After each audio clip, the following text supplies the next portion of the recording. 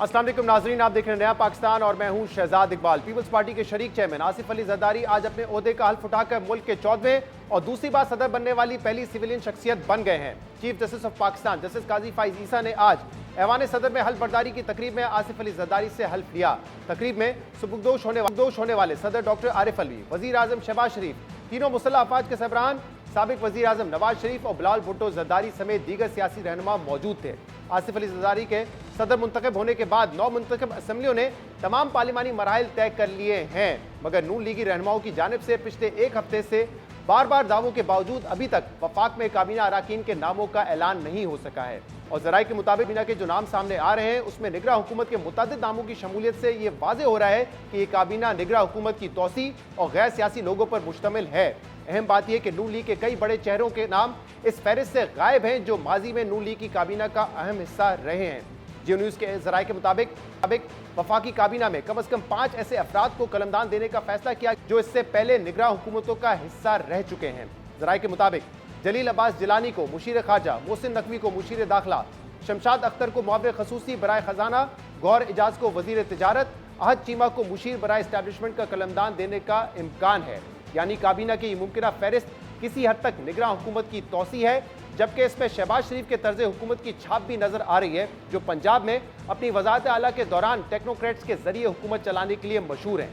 इन नामों में वकार मसूद का नाम शामिल है जिन्हें रेवेन्यू का कलमदान सौंपा जा सकता है, जबकि गाजी अख्तर को इंडस्ट्रीज, सलमान अहमद को बोर्ड ऑफ इन्वेस्टमेंट में जिम्मेदारियां देने का इम्कान जाहिर किया जा रहा है। इसके अलावा इस वक्त काबीना के जो सबसे अहम वजारत है यानी कि वजारत खजाना, वो औरंगजेब खान को देने का फैसला किया गया है जो निजी बैंक HBL के सदर हैं, जबकि जराये का बताना है कि इसहाक डार को वजीर खारजा का कलमदान दिया जाएगा जो इससे पहले नून लीग की 2 हुकूमतों में खजाना का कलमदान संभालते रहे हैं। और ये वही इसहाक डार हैं जिनके बारे में नून लीग में कभी दो राय नहीं पाई गई कि अगर नून लीग की हुकूमत होगी तो वही वजीर खजाना होंगे। इसके अलावा ख्वाजा आसिफ को वजारत दिफा, तारिक फातमी को मुआविन खसूसी बराए खारजा, अताउल्लाह तारक को वजारत इत्तलात, मुसद्दिक मलिक को वजारत तवानाई, एहसन इकबाल को वजीर मनसूबाबंदी और तरक्की, आजम नज़ीर तारर को वजीर कानून और शिजा फातमा को IT की वजारत देने का इम्कान जाहिर किया जा रहा है। अहम बात यह कि इस वक्त काबीना की जो शक्ल सामने आई है इसमें ज्यादातर टेक्नोक्रेट्स और निगरां हुकूमत के लोग शामिल हैं और इसकी एक मुमकिन वजह यह भी हो सकती है कि नून लीग को इस वक्त काबिल और तजर्बेकार सियासी लोगों की कमी का सामना है, क्योंकि पिछले कुछ अरसे में या तो कई रहनुमा नून लीग छोड़ चुके हैं या इलेक्शन ही हार गए हैं, जिनमें साबिक वजीर आजम और वजीर पेट्रोलियम शाहिद खकन अब्बासी, 2 मरतबा वजीर खजाना रहने वाले मिफ्ता इस्माइल, मुतअद्दिद बार वफाकी वजीर रहने वाले साद रफीक, साबिक वजीर दाखिला राना सनाउल्लाह, साबिक वजीर तवानाई खुरम दस्तगीर, आबिद शेर अली और बर्जीज ताहिर समेत दीगर नाम शामिल हैं। अब इनमें से कुछ लोग तो ऐसे हैं जो पार्टी छोड़ चुके हैं, लेकिन वो सियासी रहनुमा जो इलेक्शन हार गए थे उन्हें काबीने का हिस्सा बनाया जा सकता था मगर नहीं बनाया जा रहा। बहरहाल अभी तक वफाकी काबीना का हतमी ऐलान नहीं हुआ है। कल भी हमारे प्रोग्राम में नून लीग के रहनुमा अताउल्लाह तारर ने अगले 24 घंटों में काबीना के नामों का ऐलान होने का दावा किया था, मगर अभी तक ऐसा नहीं हो सका है। इसके अलावा मुबैना इंतखाबी धांधली के खिलाफ पाकिस्तान तहरीक इंसाफ का एहतजाज और दूसरी तरफ पाकिस्तान तहरीक इंसाफ रहनुमाओं और कारकुनों की गिरफ्तारियां भी जारी हैं। पाकिस्तान तहरीक इंसाफ ने आज अपने वोटर सपोर्टर्स को बुलगीर एहतजाज की कॉल दी थी, जिसके बाद लाहौर, इस्लामाबाद, पेशावर और कराची समेत दीगर शहरों में एहतजाजी मुजाहरे हुए।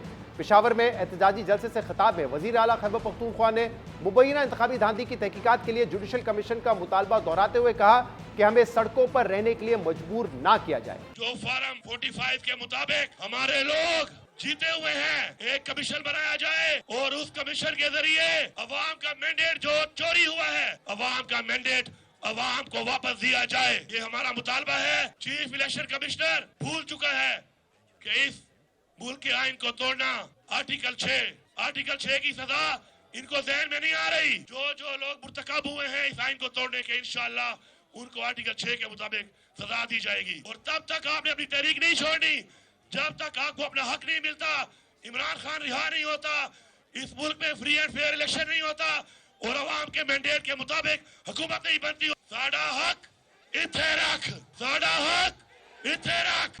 आज मुख्तलिफ शहरों में एहतजाज के दौरान पुलिस ने दर्जनों पाकिस्तान तहरीक इंसाफ के रहनुमाओं और कारकुनों को गिरफ्तार भी किया। लाहौर में लतीफ खोसा, सलमान अकरम राजा और हाफिज फरद अब्बास को गिरफ्तार किया गया, जबकि मुल्तान में जावेद हाशमी के दामाद और नवासी को भी पुलिस ने गिरफ्तार कर लिया है।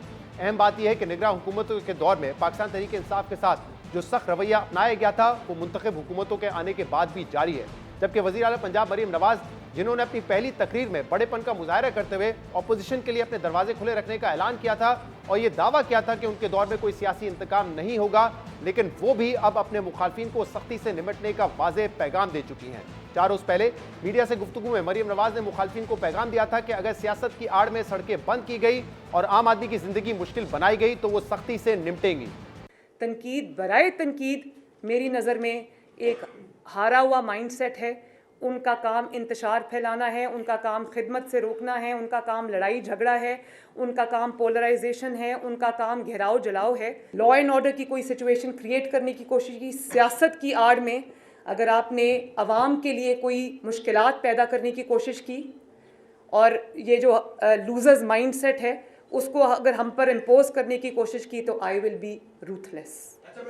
अवाम के जानो माल, अवाम की जो तकलीफ़ है, अवाम के जो रास्ते हैं, सड़कें हैं, उनके जो इस्तेमाल की चीज़ें, उनकी जो प्रॉपर्टी है, पब्लिक प्राइवेट प्रॉपर्टी, उसको अगर किसी ने असेल करने की कोशिश की तो मैं सख्ती से पेश आऊँगी। यानी पाकिस्तान तहरीक इंसाफ के साथ आज जो कुछ हुआ, मरियम नवाज पहले ही इसकी ओनरशिप ले चुकी हैं। वो बता चुकी हैं कि इनकी हुकूमत में किसी को सड़कों पर एहतजाज की इजाज़त नहीं होगी, जबकि आज अमली तौर पर उन्होंने इसका मुजाहरा करके भी दिखाया। वफाक में काबीना की तश्कील और पंजाब हुकूमत की सख्त पॉलिसी समेत दीगर मामला पर हम बात करेंगे। उसके लिए हमें ज्वाइन किया है नून लीग के सीनियर रहनुमा डॉक्टर मुसद्दिक मलिक ने। डॉक्टर साहब बहुत बहुत शुक्रिया। सबसे पहले तो ये बताइए कि मुबारकबाद दे दें आप वजीर तवानाई बनने पर। जी अभी मेरे पास कोई इन्फॉर्मेशन नहीं, मैं तो आप ही के टेलीविजन की स्क्रीन पे देख रहा हूँ, वो जो पट्टियां वट्टियां आप चला रहे हैं, इस वजह से मेरे ख्याल में ये स्वाबदीद तो वजीर आजम की है। उन्हें अपनी एक टीम बनानी है जिसके जरिए वो परफॉर्मेंस देंगे और गरीब अवाम जो हैं उनके दुख दर्द का मुदावा करेंगे। इस वजह से जब तक वो ऐलान नहीं करते तमाम चीजें कबल अज़ वक्त हैं। और वो ऐलान कब करेंगे, इतनी ताखिर क्यों हो रही है? क्योंकि पिछले एक हफ्ते से आप समेत दीगर लोग कह रहे थे बस जल्द 2 दिन में ऐलान हो जाएगा, 24 घंटे में ऐलान हो जाएगा। नहीं, ताखीर तो कोई नहीं हुई। अभी उनको ओथ लिए गालिबन 5 दिन हुए और हफ्ता या 10 दिन ले लेना काबीना बनाने के लिए आम सी बात है। हमेशा अगर आप देखें तो काबीना इसी मैं तो तरह इसलिए कह रहा हूँ बनती है। क्योंकि अता तारर हो, ख्वाजा आसिफ हो, कह रहे थे बस 2 दिन में हो जाएगा, 1 दिन में हो जाएगा। कल भी उन्होंने कहा 24 घंटे में ऐलान हो जाएगा, इसलिए मैं कह रहा हूँ कि ताखीर हो रही है ना। वो हम तो आपको चलाने के लिए आप शाम को बुलाते हैं, अब आपको कोई ना कोई जवाब तो देना होता है अच्छा। तो दे देते हैं। लेकिन मेरे ख्याल में अब इंशाल्लाह विद इन अ डे, यानी अगले 24-48 घंटे में काबीना मुकम्मल, फर्स्ट राउंड काबीना का मुकम्मल कर लिया जाएगा। कब तक कर लिया जाएगा? अगले 24 घंटे से 48 घंटे के अंदर अंदर। ये भी क्योंकि प्रोग्राम में कुछ ना कुछ जी कहना है 48 आपने। घंटे का ही 48 घंटे का ही आपको पहले भी कहा गया था, तो उसमें से 24 गुजरे हैं, 24 नहीं, गुजर इस लेने बयान को भी मैं दीजिए। यही समझूं कि आपने कुछ ना कुछ कहना है प्रोग्राम में, इसलिए कह के जा रहे हैं या किसी बाकी हद हो जाएगा। जी नहीं, किसी हद तक आपकी बात ठीक है, लेकिन जैसा कि आपको कहा गया था 48 घंटे का, उसमें से 24 गुजर गए हैं, तो 24 का इंतजार कर लीजिए इंशाल्लाह। वो आपके 48 सामने को तो बड़ी उस बातें 48 को तो खैर 4 दिन हो गए। मैं तो कल अता नहीं तारर ने नहीं कहा था नहीं 24 नहीं, घंटे। अभी कल चलिए, की बात है 48 घंटे की। अच्छा चले ठीक कल है। की बात है, तो 24 लेकिन जो नाम इस वक्त सामने आए हैं और जियो ने जराए से चलाए भी, हमने भी अपने इब्तिदाई में उसका जिक्र किया, उसमें तो ये शक्ल नजर आ रही है काबीना के बहुत सारे उसमें वो लोग होंगे जिनका ताल्लुक सियासत से नहीं है, टेक्नोक्रेट्स हैं, या वो लोग हैं जो निगरां हुकूमत का हिस्सा थे, अभी रिसेंट जो निगरां हुकूमत रही है। क्या वजह है इसकी डॉक्टर साहब? देखिए, एक तो इस पे तबसरा उसी वक्त किया जा सकता है जब बाकायदा तौर पे वजीर आजम इसका ऐलान कर दें कि वो काबीना का हिस्सा हैं। लेकिन मैं, क्योंकि वजीर आजम साहब के साथ मुझे इत्तफाक हुआ 16 महीने काम करने का, और ये पिछले दिनों भी उनके साथ जो मीटिंग्स होती रही, उसमें ये बात बिल्कुल वाज़ेह शक्ल में सामने आ गई कि ही मीन्स बिजनेस। वो इस वक्त सिर्फ उनका जो हदफ है वो परफॉर्मेंस है, और वो ये चाहते हैं कि जो भी वजीर लाया जाए उसको अकाउंटेबल किया जाए। बल्कि वो आप देखेंगे कि कुछ दिन में हर वजीर से एक परफॉर्मेंस का मेट्रिक मांगेंगे और उनको बोलेंगे कि भाई आप मेरे साथ एक मुआहिदा करें, मुआहिदे की शक्ल में नहीं, एक कमिटमेंट की शक्ल में एक मुआहिदा करें कि आप ये परफॉर्मेंस अवामी नुक्ता नज़र से दुख दर्द दूर करेंगे, महंगाई को कम करेंगे, तवानाई का बहरान ख़त्म करेंगे। तो ये तमाम चीज़ें जो हैं वो सामने रख रहे हैं। इस वजह से इस वक्त जो वो टीम तश्कील देने की कोशिश कर रहे हैं, उनका वाहिद मकसद इस वक्त यह है कि अवामी दुख दर्द का मुदावा किया जाए। जो आप कहते हैं कि किसी जगह पे बिजनेस, तो उसमें जो सियासी शख्सियात हैं आपकी पार्टी में, क्या उनको वो उतना तजुर्बेकार या काबिल नहीं समझते जो आप लोगों को टेक्नोक्रेट्स पे इंसार करना पड़े? देखिए, पहले तो आपने अभी जो आप ही ने इब्तदाई में नाम बताए हैं, उसमें हमारी पार्टी के सीनियर लीडरान जो जीत कर आए हैं वो तमाम शामिल हैं। अब इसहाक डार साहब आपके अगरचे मेरे पास इंफॉर्मेशन नहीं है, मुझे ये मालूम है कि हर चीज़ इसहाक डार साहब की मुशावरत से हो रही है और इसहाक डार साहब भी इस फैसले में शरीक हैं कि किसको क्या वजारत दी जाएगी, मगर उनका नाम आया, एहसन इकबाल साहब का नाम आया, ख्वाजा आसिफ साहब का नाम आया। तो जो हमारी इस वक्त स्लेट हमारे पास मौजूद है जीते हुए नेशनल असेंबली के मेंबरान की, उसमें जितने भी सीनियर लोग थे वो तमाम शामिल हैं। बाकी लोग तो वैसे ही नाराज वाराज होके जा चुके हैं, इस वजह से वो तो आप तस्करा करते हैं जरा मजा लेने के लिए। नहीं, लेकिन मैंने जैसे बताया जो टेक्नोक्रेट जो इस वक्त केयर टेकर सेटअप था उसमें कई नाम गर्दिश कर रहे हैं कि गौहर एजाज साहब को कलमदान दिया जाएगा, शमशाद अख्तर साहबा को, जलील अब्बास जिलानी साहब को, मुमकिन तौर पर फवाद हसन फवाद को, मोहसिन नकवी को। तो इनकी जगह जो हारे हुए लोग हैं जैसे मिसाल के तौर पे खुर्रम दस्तगीर साहब, उनको एडवाइजर बना सकते थे, राना सनाउल्लाह को बना सकते थे, ये ऑप्शंस मौजूद थे, लेकिन वो चॉइस नहीं है इस वक्त आपकी। जी मेरे ख्याल में वो तमाम ऑप्शंस जो हैं वो एक्सरसाइज की जाएंगी। इस वक्त तो जो स्लेट हमारे पास मौजूद है उसमें से वज़रा बनाए जा रहे हैं और आप जिनका नाम भी ले रहे हैं मेरे ख्याल में कुछ हो सकता है नाम आपके सही हो और कुछ नाम आप जो कि ले रहे हैं हो सकता है उनका नाम आपके सामने ना आए। तो मेरे ख्याल में आप थोड़ा इंतज़ार कर लीजिए, लेकिन आप एक चीज़ बड़ी वाज़ेह शक्ल में देखेंगे कि जिस शख्स का भी नाम सामने आएगा उसके अंदर कोई ना कोई ऐसा एलिमेंट ज़रूर होगा परफॉर्मेंस का जिसकी वजह से उसका नाम सामने आ रहा है। बिकॉज हमारे लिए सबसे बड़ा ऑब्जेक्टिव जो है वो इस वक्त परफॉर्मेंस है। सबसे बड़ा मकसद जो है मुल्क से गुर्बत को दूर करना और लोगों को रिलीफ देना है। तो उसके लिए वैसे भी जो हमारे एडवाइजर्स आते हैं, जो ऐसे पीएम्स आते हैं, वो ज़्यादातर टेक्नोक्रेटिक सीडी से ही आते हैं। तो अगर किसी की ज़रूरत महसूस की गई और ये वाज़े शक्ल में सामने आया कि वो परफॉर्म कर सकते हैं तो उन्हें लाया जाएगा। मगर जैसा मैंने आपको पहले कहा, टेक्नोक्रेट्स जो हैं ये बाकायदा नून लीग में शामिल होंगे, इनको क्या सेनेट का इलेक्शन लड़वाया जाएगा या सिर्फ आएंगे अपनी टास्क पूरी करेंगे और चले जाएंगे? ये तो शहजाद इकबाल साहब जब फैसला सामने आएगा, नाम सामने आएंगे तो उसके बाद ही तबसरा किया जा सकता है। ये मैं इसलिए कह रहा हूं डॉक्टर साहब क्योंकि देखिए एक मिसाल आपकी है, आप भी जाहिर सी बात है शुरू से सियासत में नहीं थे, आप टेक्नोक्रेट थे, लेकिन आप बाकायदा नून लीग का हिस्सा बने, तो आपकी अकाउंटेबिलिटी तो हो सकती है और अकाउंटेबिलिटी पर ही आपको फैसला किया जाएगा कि अगला कलमदान देना है या नहीं देना है। लेकिन अगर कोई शख्स आता है टेक्नोक्रेट, पाकिस्तान में कई आए, तहरीक इंसाफ की हुकूमत में आप खुद तनकीद करते रहते थे, कई लोग आते थे वो सियासी नहीं होते थे, मुंतखब नहीं होते थे, तो उनकी अकाउंटेबिलिटी नहीं हो सकती, वो आएंगे चले जाएंगे, कोई अकाउंटेबिलिटी नहीं होगी। सियासी लोगों की अकाउंटेबिलिटी हो सकती है ना? जी मैं तो 10 साल 11 साल हो गए मुझे सियासत में आए हुए और भरपूर अंदाज में फुल टाइम सियासत करते हुए, लेकिन आपने आज भी मुझे वो टेक्नोक्रेट ही जाना। मैंने कहा जब आपने आगाज किया था, मैं इसीलिए कहा ना कि आप तो बाकायदा नून लीग में शामिल हुए, आपकी अकाउंटेबिलिटी हो सकती है, मैंने तो उन लोगों में शुमार किया डॉक्टर साहब आपका।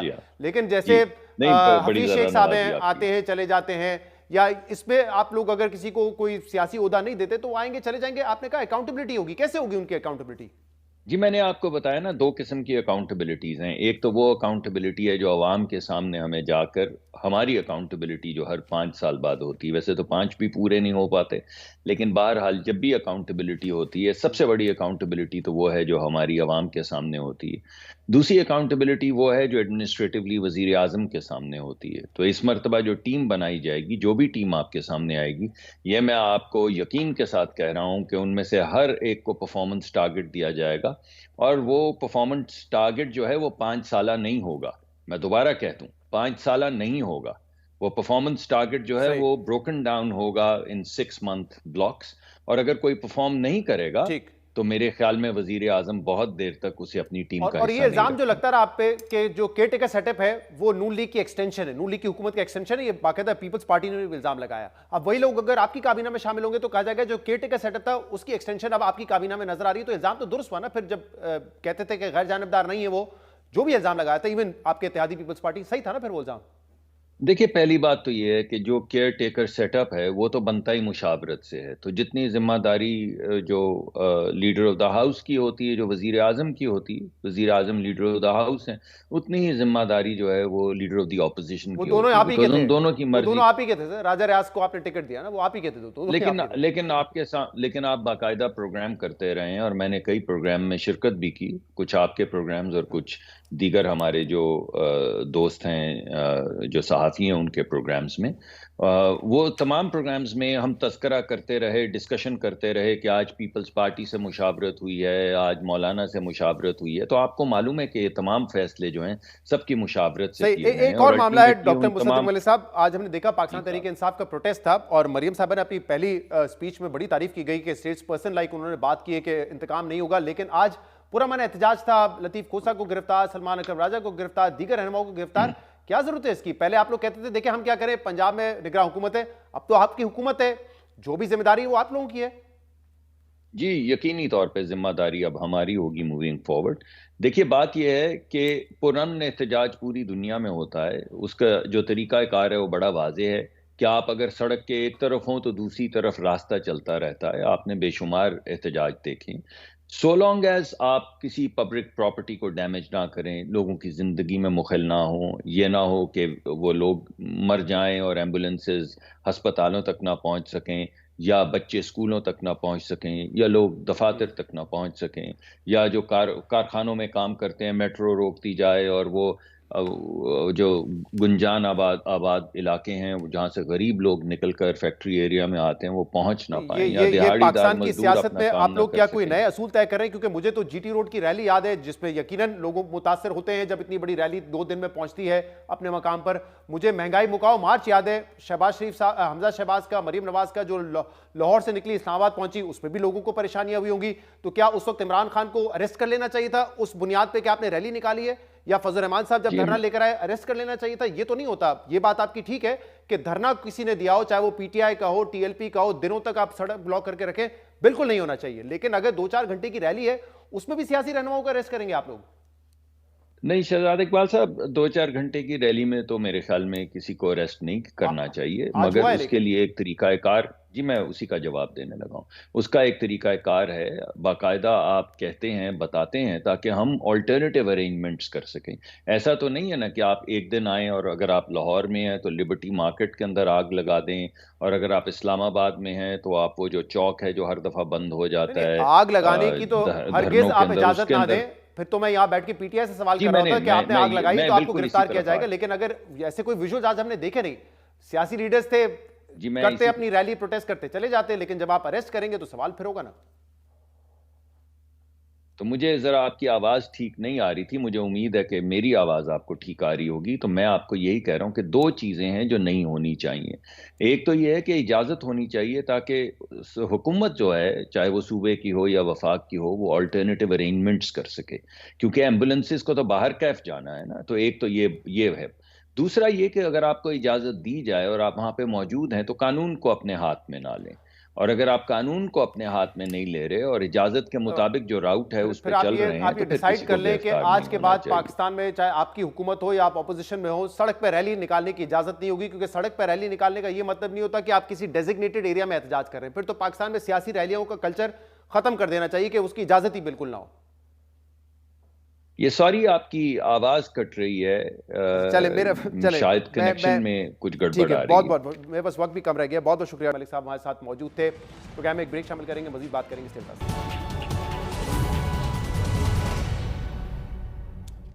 वेलकम बैक नाज़रीन। आज मुल्क गिर एहतजाज था तहरीक इंसाफ का, और हमने जैसे बताया कि एहतजाज के दौरान गिरफ्तारियां भी हुई हैं। इस पर हम मजीद बात करेंगे। उसके लिए हमें ज्वाइन किया है पीटीआई के सीनियर रहनुमा आमिर डोगर साहब ने। आमिर साहब बहुत बहुत शुक्रिया वक्त देने के लिए। आमिर साहब, आप लोगों ने कहा था कि रिगिंग के खिलाफ आज एहतजाज करेंगे, मुल्क भर में एहतजाज भी हुआ, लेकिन पंजाब में कई आपके रहनुमाओं और कारकुनों को गिरफ्तार किया गया है। यानी कि आप जो कह रहे हैं कि हुकूमत को टफ टाइम देंगे, सड़कों पे भी देंगे, पार्लियामेंट भी देंगे, उसकी इजाजत हुकूमत ने आपको नहीं देनी है। निगरान हुकूमतों में भी गिरफ्तारियां हो रही थी और आज भी जारी हैं।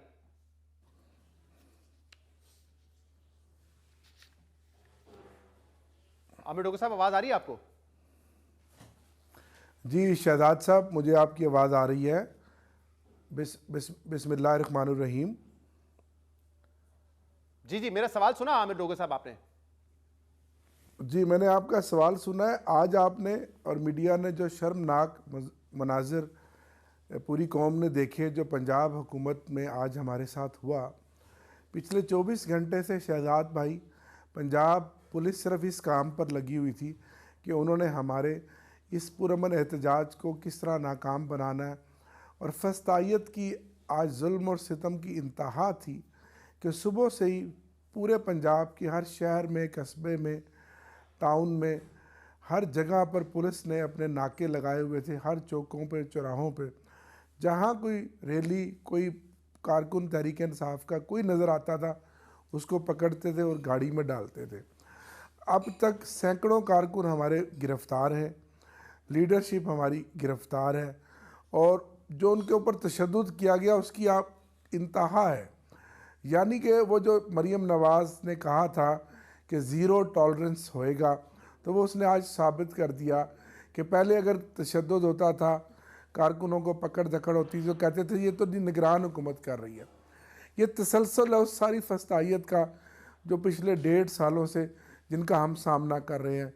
झूठे मुकदमात, गिरफ्तारियाँ, क़यादोबंद की सोबतें, हमसे लेवल प्लेइंग फील्ड छीन लेना, हमसे आमिर साहब, बल्ला छीन लेना, जिस बयान हमारी का आप खुसूसी जिक्र कर रहे हैं, नशिस्तें छीन लेना। वो बयान मरीम नवाज साहब का हमने सुनाया है। उसमें वो कह रही थी कि अगर आप सड़कें ब्लॉक करेंगे, आप सियासत की आड़ में कानून तोड़ेंगे, लोगों को परेशान करेंगे, तो उसकी इजाजत नहीं होगी। तो क्या आपकी जो रैली थी, आपका एहतजाज था, पहले आपने जो पंजाब की इंतजामिया है उसको बताया था कि हम ये करने जा रहे हैं?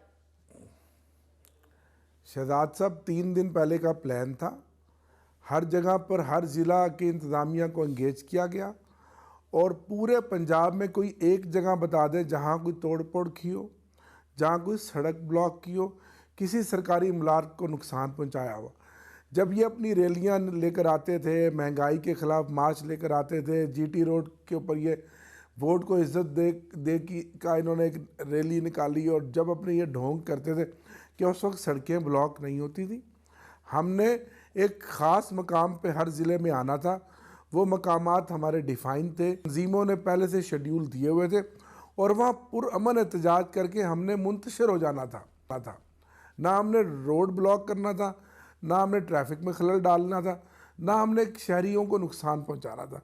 हमने एक पुरअमन एहतजाज करना था, जो कि इस मुल्क का आइन हमें बुनियादी हकूक़ है इजाज़त देता है। लेकिन आमिर साहब, ये तो बड़ा वाज़ेह होता जा रहा है कि क्योंकि जो निगरान हुकूमत में मामला था वो अब कंटिन्यू हो रहा है, जिससे ये बड़ा वाज़ेह है कि आपके मामलात के जो हैं वो हुकूमत से ख़राब नहीं है, आपके मामलात इदारों के साथ हैं, इश्यूज आपके, और उनसे ही आपने मामलात को दुरुस्त कर रहे हैं, वरना फिर शायद जो है इसी तरह का माहौल रहेगा।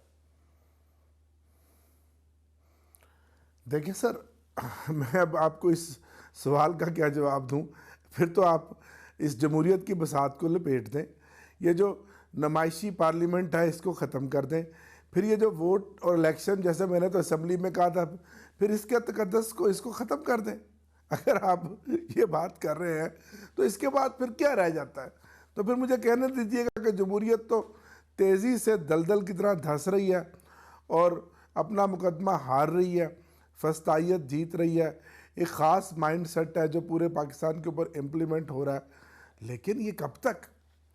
ठीक है, मैं मानता हूँ कि इनके हवास उड़े हुए हैं, इनके हवास के ऊपर इमरान खान छाया हुआ है। जी, अगर आप पूरा मन एहतजाज कर रहे हैं, अरेस्ट नहीं होना चाहिए। हाँ, अगर आप धरना देके सड़कें ब्लॉक करेंगे तो मेरे ख्याल से उसकी इजाजत नहीं देनी चाहिए। शायद आप लोग भी अपनी गलतियों से सीखे होंगे, लेकिन आपने भी टेम्परेचर कहीं से कम कर रहे हैं ना। अब हम 2-3 दिन से सुन रहे हैं, कल शेर मरवत साहब, अब आपके जाने माने लीडर हैं, वो आके कह रहे हैं कि मरीम नवाज साहब मुझे कत्ल करवाना चाह रही है, जिसके लिए जिंदाल को पैसे दिए हैं साउथ अफ्रीका से और दीगर जगहों से टीमें आ रही हैं। आपकी शंदाना गुलजार साहबा मेंबर नेशनल असेंबली है, वो इल्जाम लगा रही है कि जिले शाह को कत्ल करने की उनकी ऑडियो लीक है, जबकि ऐसी कोई ऑडियो नहीं है। तो मैं कह रहा हूँ, इस तरह के इल्जाम लगाएंगे सियासी तौर पे तो फिर सियासी जवाब भी आएगा। इस माहौल को ठंडा करने की जिम्मेदारी तो दोनों तरफ से है ना।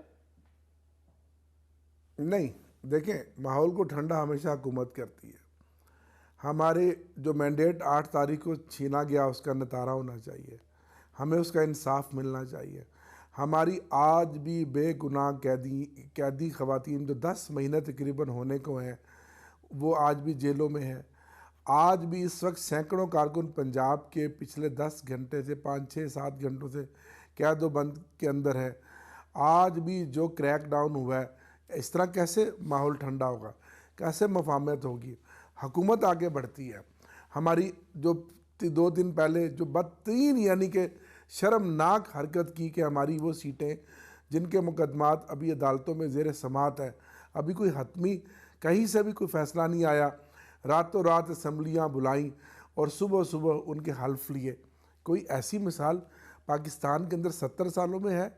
क्योंकि इनके ऊपर इमरान खान का जो मकबूलियत है, इनके हवास पर छाई हुई है। ये खौफ ज़दा है। तो लेकिन इनकी रात की डॉक्टर साहब, जो आप लोग ये नींदें उड़ी दावे हुई कर हैं। रहे थे कि रमजान में और इमरान ये खान बाहर अंदर आ से जाएंगे, खोखले हैं। हम पार्लियामेंट में इनको टफ टाइम देंगे, इमरान खान बाहर आ जाएंगे, सड़कों पर एहतजाज करके हुकूमत नहीं चलने देंगे, ये तो अब नहीं नजर आ रहा, क्योंकि सड़कों पर निकलेंगे, अरेस्ट होंगे और पार्लियामेंट में इनके पास तकरीबन 2/3 अक्सरियत अब मौजूद है। तो फिर आप कैसे मुकाबला करेंगे? अब तो 5 साल आपने ऑपोजिशन में ही गुजारने हैं ना फिर। हजूर, कौन सी शहजाद साहब 2/3 अक्सरियत? पाकिस्तान में कभी ऐसा हुआ है कि मुश्किल से जो ओरिजिनली फॉर्म 45 के तहत 20 सीटें जीती हो कौमी असम्बली में मुस्लिम लीग नून, और उसको प्लेट में रख के 123 सीटें दे दी जाएं, 20 के साथ 100 सीटें इजाफी दे दी जाए, और अभी भी पेट नहीं भर रहा, हमारी खुसूसी नशिस्तें भी दे दी जाए। कौन सी पार्लियामेंट रह गई है? कौन सी 2/3 अक्सरियत? भाई यहाँ तो जिसकी लाठी उसकी भैंस है। लेकिन हम अपना एहतजाज, हम अपना जोश व जज्बा, अपना जुनून जारी रखेंगे। मेरा लीडर इमरान खान कहता है कि मैं लड़ूंगा, वो इस कौम की लड़ाई लड़ रहा है, इस कौम के बच्चों की मुस्तकबिल की लड़ाई लड़ रहा है, वो जारी रहेंगे। और उसकी एक मिसाल पाकिस्तान की तारीख में नज़र नहीं आती। 8 फरवरी को इस मुल्क की आवाम ने दिखा दी है, कोई माने ना माने, खैबर से कराची तक इस कौम ने खामोश इनकलाब के ज़रिए इमरान खान के उम्मीदवारों को वोट देकर साबित कर दिया कि इमरान खान इस मुल्क का मकबूल तरीन लीडर है। बहुत बहुत शुक्रिया आमिर डोकर साहब हमारे साथ मौजूद दिलों थे। से मैं तो किसी को बहुत बहुत शुक्रिया हमारे साथ मौजूद थे। प्रोग्राम में एक ब्रेक शामिल करेंगे, इसके बाद मज़ीद बात करेंगे। Welcome back. सियासत को हक और बातिल की जंग बनाना और सबूत के बगैर गैर जिम्मेदाराना बयान देना पाकिस्तान तहरीक इंसाफ की सियासत का बड़ा अलमिया है। माजी में बानी पाकिस्तान तहरीक इंसाफ समेत दीगर रहनुमा अपने सियासी मुखालफिन के खिलाफ गैर जिम्मेदाराना और बेबुनियाद बयान की वजह से अदालतों में केसेस का सामना भी कर चुके हैं, मगर इसके बावजूद पाकिस्तान तहरीक इंसाफ के रहनुमाओं की जानिब से संगीन इल्जामात और गैर जिम्मेदाराना बयान देने का सिलसिला जारी है। कुछ रोज पहले पाकिस्तान तहरीक इंसाफ की खातून रहनुमा शंदाना गुलजार ने वजीर आला पंजाब मरीम नवाज की मुबैना ऑडियो लीक के हवाले से यह दावा किया था कि मरीम नवाज ने इस ऑडियो में पाकिस्तान तहरीक इंसाफ के कारकुन जिले शाह के कत्ल की हिदायत दी है। इस संगीन और गैर जिम्मेदाराना इल्जाम के जवाब में वजीर आला पंजाब मरीम नवाज ने शंदाना गुलजार के खिलाफ FIA में शिकायत दर्ज करा दी है, जिस पर FIA ने शंदाना गुलजार को 14 मार्च को तलब भी कर लिया है। अब यहाँ तशवीश की बात यह है कि ये पहली बार नहीं है कि शंदाना गुलजार ने मुखालफिन के खिलाफ ऐसा गैर जिम्मेदाराना इल्जाम लगाया हो, बल्कि वो पहले भी कई बार ऐसे संगीन इल्जामात लगाती रही हैं। कुछ अर्से पहले शंदाना गुलजार ने बगैर किसी सबूत ये दावा करके सबको हैरान कर दिया था कि 2018 में वज़ारत आज़मा के हलफ लेने से पहले बानी पाकिस्तान तहरीक इंसाफ इमरान खान पर 8 हमले किए गए थे। अब ये वो इल्ज़ाम है जिसका जिक्र ना कभी बानी PTI या दीगर रहनुमाओं ने किया हो, ना ही कभी इन हमलों की खबर मीडिया पर रिपोर्ट हुई। इसी तरह हमारे प्रोग्राम में शंदाना गुलजार बाज़ अरकान पार्लियामेंट को साफ़ी अरशद शरीफ और अजीज़ मेमन के कत्ल का जिम्मेदार भी ठहरा चुकी हैं, मगर उसका भी उन्होंने कोई सबूत नहीं दिया। शंदाना गुलजार ये दावा भी कर चुकी हैं कि मुल्क में 10 में से 9 अदालतें बिकी हुई हैं, जबकि उन्होंने कुछ अर्से पहले ये दावा भी किया था कि मरियम नवाज पाकिस्तान तहरीक इंसाफ ना छोड़ने वाली खवातीन की वीडियो बनाने का हुक्म दे चुकी। मरियम नवाज की एक ऑडियो है जिसमें वो कहती है कि ऐसा करे कि उसकी लाश को फेंके और उस पर गाड़ी 3-4 दफा गिराएं ताकि यूं लगे कि PTI वाले ने उसको मारा है। आपके अपने कॉलीग्स हैं, अरशद शरीफ, अजीज मेमन, इतने सारे कोई कॉलीग्स हैं जो कत्ल हो चुके जर्नलिज्म की राह में। तो अगर मैं उनको जर्नलिस्ट कत्ल ना कहूं तो मैं क्या कहूं? मैं उनको गुमराह इंसान कहूं? शंदाना साहिबा, इन किसी के कत्ल के हवाले से किसी पे बेबुनियाद इल्जाम नहीं लगाया जा सकता अंटिल इट्स प्रूवन। अब ये वो संगीन और हैरान कुन इल्जामात है जो शंदाना गुलजार साहिबा बहुत आराम से और बगैर सोचे समझे लगा देती है, जिनका शंदाना गुलजार ने ना कभी कोई सबूत पेश किया है और ना ही कभी पार्टी ने उन्हें ऐसे गैर जिम्मेदाराना बयान देने से रोका है। शायद इसकी यही वजह है कि मुखालफिन पर बेबुनियाद इल्ज़ाम लगाकर उन पर दबाव डालना और उन्हें अंडरमाइन करना पाकिस्तान तहरीक इंसाफ की सियासत का अहम जुज़ है, जिसकी वजह से शंदाना गुलजार और दीगर रहनुमा मुखालफिन पर इल्ज़ाम लगाते हैं और सबूत दिए बगैर, माफ़ी मांगे बगैर आगे बढ़ते हैं। इसी तरह कल पाकिस्तान तहरीक इंसाफ के एक और रहनुमा शेर अफजल मरवत ने भी मरीम नवाज पर इल्ज़ाम लगाया है कि मरीम नवाज ने उनके कत्ल के लिए दुबई से कातलों को $1 लाख की अदायगी कर दी है। शेर अफजल मरवत ने इस इल्ज़ाम का सबूत होने का दावा किया था, मगर अभी तक उन्होंने कोई सबूत पेश नहीं किया है। हमने इस मामले पर शंदाना गुलजार का मौक़िफ़ जानने की कोशिश भी की, उनसे रब्ता भी किया, मगर उन्होंने प्रोग्राम में आने से माजरत कर दी। आज के प्रोग्राम में इजाज़त दीजिए। अल्लाह हाफ़िज़।